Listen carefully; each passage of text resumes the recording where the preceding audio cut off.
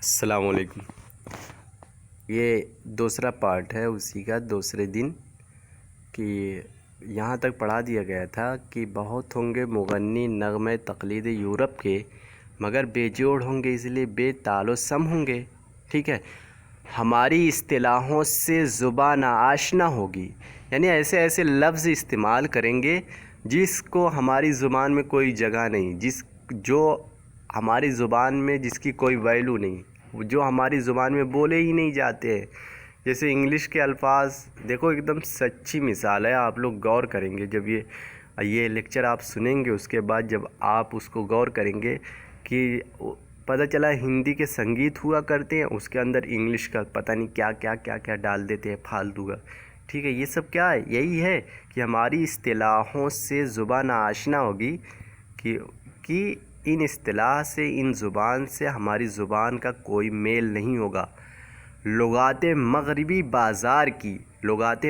بازار کی جو یورپ کی گلیوں میں جو زبانیں بولی جاتی ہیں، بازار کی کوئی زبان نہیں ہوتی، یہ جان لیجیے آپ۔ بازار میں صرف لینے اور دینے والا معاملہ ہوتا ہے کہ یہ چیز کتنے روپے کی ہے، اس چیز کا بھاؤ کتنے کا، بس یہی ہے۔ اتنا زبردست انہوں نے طنز کیا ہے اس پر کہ زبان جو بازار میں بولی جاتی ہے اس کی کیا حیثیت ہے ہماری زبان کے سامنے۔ لغات مغربی بازار کی بھاکا سے ضم ہوں گے، یعنی جو زبان وہاں کے برٹن اور یورپ کے جو بازاروں میں جو زبانیں بولی جاتی ہے وہ ہماری زبانوں میں ملا دی جائے گی۔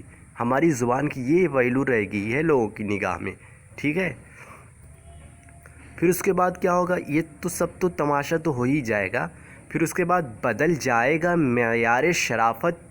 چشم دنیا میں زیادہ تھے جو اپنے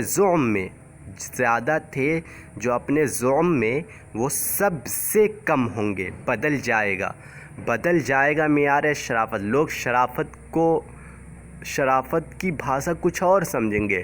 جن کے پاس گنڈے موالی ہوں گے، جن کے پاس پیسہ ہوگا، جو بدماش ہوں گے، اسی کو لوگ شریف سمجھیں گے۔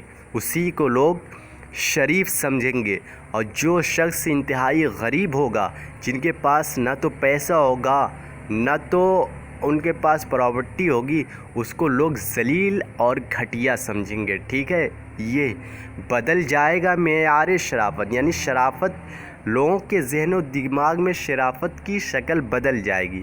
لوگ امیروں کو اور بدماشوں کو، گنڈوں کو وہ شریف سمجھیں گے اور غریبوں کو ذلیل سمجھیں گے۔ زیادہ تھے جو اپنے زعم میں وہ سب سے کم ہوں گے۔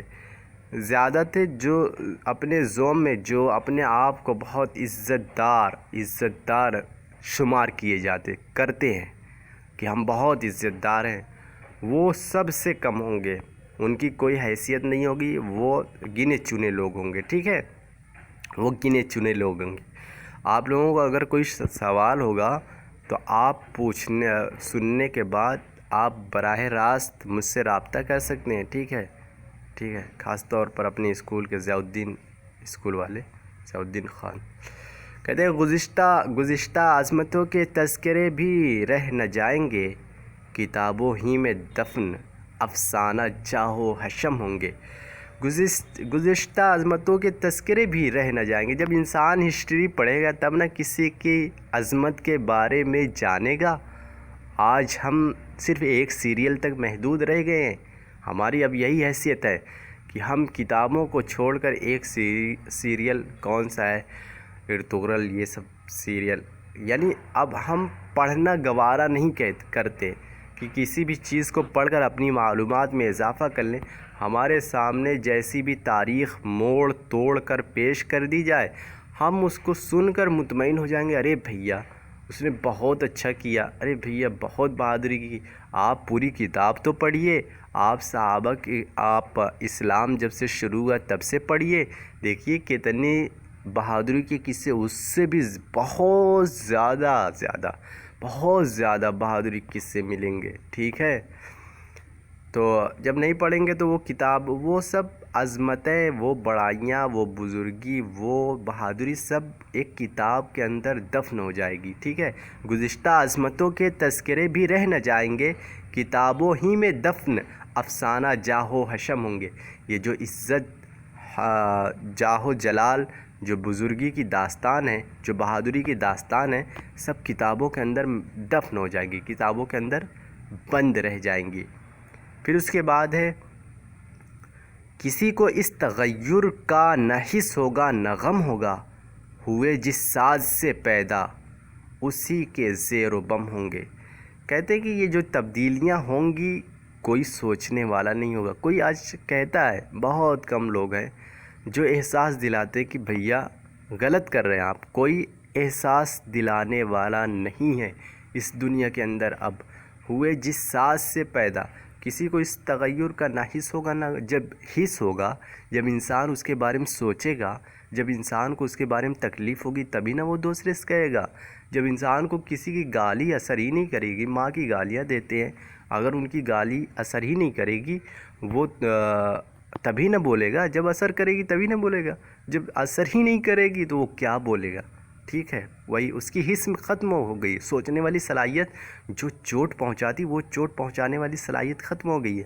وہ جو چوٹ پہنچانے کے بعد جب جو غم ہوتا ہے وہ غم اس کا دور ہو گیا ہے، وہ بے حیا ہو چکا ہے، بے حیا ہو چکا ہے۔ بے حیا ہونے والا شخص جو چاہے کرے، اس کو کوئی فکر نہیں ہوتی ہے۔ ہوئے جس ساز سے پیدا اسی کے زیر و بم ہوں گے۔ کہتے ہیں کہ جو جس ساز سے پیدا ہوتا ہے، جو جس چیز سے پیدا ہوتا ہے، جس خمیر سے پیدا ہوتا ہے، وہ شخص اسی کے اندر چلا جاتا ہے۔ ٹھیک ہے، آپ کو میں دکھا دیتا ہوں۔ یہ زیر و بم ہوں گے، اتار چڑھاؤ ساز کی ہلکی اور بھاری آوازیں۔ ٹھیک ہے، ہوئے جس ساز سے پیدا اسی کے زیر و بم ہوں گے۔ بھائی جو جس ماحول میں پلے گا بڑھے گا ویسی ہی زبان بولے گا نا۔ کوئی بے حیائی کے دور میں پیدا ہو، کوئی گانے بجانے کے دور میں جس کی زندگی گزرے، کسی کے سامنے میوزک کی جھنکار آئے، کسی کے سامنے ڈھولکوں کی تھاپ کی آواز آئے، تو وہ شخص کیا جواب دے گا، کیا لوگوں کو سمجھائے گا؟ ٹھیک ہے، اس کے بعد ہے کہ بھائی دیکھ لو، تمہیں اس انقلاب دہر کا کیا غم ہے اے اکبر۔ اکبر الہ آبادی بہت ہی غمگین انداز میں اپنے سے خود سوال کرتے ہیں، تمہیں اس انقلاب دہر کا کیا غم ہے اے اکبر۔ بہت نزدیک ہیں وہ دن کہ تم ہوگے نہ ہم ہوں گے۔ تمہیں اس انقلاب دہر کا کہ وہ دن پتہ نہیں کب آئے گا، وہ دن تو آنے والا ہے لیکن آئے گا ضرور۔ اکبر الہ آبادی نے خود اپنے سے کہا ہے، اور اکبر الہ آبادی کے جانے کے بعد آج وہ زمانہ آ گیا ہے۔ اگر آپ کو میری تشریح جو سمجھ میں آئے گی تو انسان پوری سچی ہے، کوئی غلط نہیں ہے۔ اتنا پرفیکٹ شعر کہہ دینا بہت بڑی بات ہے کہ وہ شخص کے خیالات کتنے اونچے ہیں۔ تمہیں اس انقلاب دہر کا کیا غم ہے، یعنی اس زمانے کے بدلتے ہوئے جو زمانہ آئے گا، جو بدلا ہوا زمانہ آئے گا، اس کا کیوں غم کر رہے ہو، اس کا کیوں غم کر رہے ہو؟ بہت نزدیک ہے، یعنی ہماری عمریں بہت کم ہیں۔ وہ دن جب آئے گا تو نہ تو تم ہوگے نہ ہم ہوں گے، نہ تو جو ہمارے سامنے جو ہماری نظموں کو پڑھنے والے، یعنی جو اس دور کے شعراء ہیں یا اس دور کے سوچنے والے لوگ ہیں، وہ نہ تو وہ ہوں گے نہ تو خود شاعر ہوں گے۔ یعنی کوئی جو ایسا سوچے گا کہ جس کو بھی اس معاملات کو لے کر تکلیف ہوگی، وہ شخص اس ماحول میں نہیں ہوگا۔